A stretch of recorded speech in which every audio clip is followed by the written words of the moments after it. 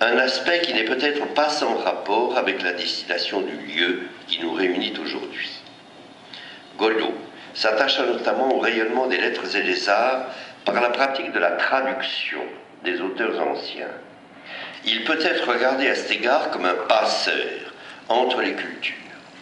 Saluons cette humilité qu'il justifie en ces termes dans son discours sur les œuvres de Malherbe.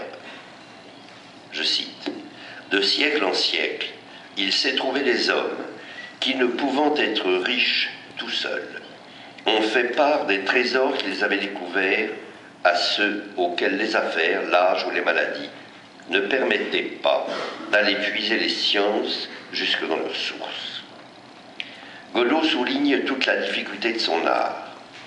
Je cite, « Il est besoin d'une haute suffisance et d'une longue méditation pour empêcher qu'un auteur ne paraisse ridicule sous les habits qu'il n'est pas accoutumé de porter.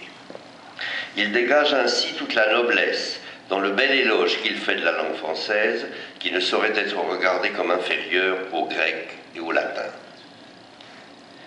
Je cite, « Mais s'il y eut jamais quelque notable diversité dans la façon d'écrire, elle se trouve sans doute entre la nôtre et celle des latins, qui n'ont garde d'être si scrupuleux que nous, soit à éviter la répétition des mots, soit dans le rapport des comparaisons, dans l'observation de la suite et l'usage des métaphores. À ce titre, la traduction aujourd'hui ne peut être considérée comme un art mineur par rapport aux activités de création. Il y a beaucoup de personnes qui croient, dit Godot, que la traduction est indigne d'un homme courageux.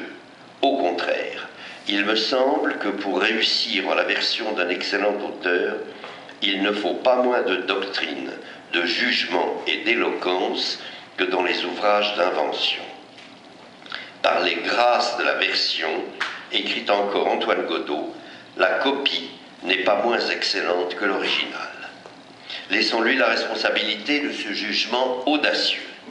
Mais retenons le message qui inspira toute son œuvre et qui guide l'action de notre compagnie, permettre au plus grand nombre de rentrer en possession des éléments essentiels du patrimoine culturel qui est le leur et d'honorer une langue que nos confrères, dont les noms guideront de salle en salle les visiteurs de la maison Godot, se sont efforcés, comme leurs prédécesseurs des siècles passés, de servir de leur mieux.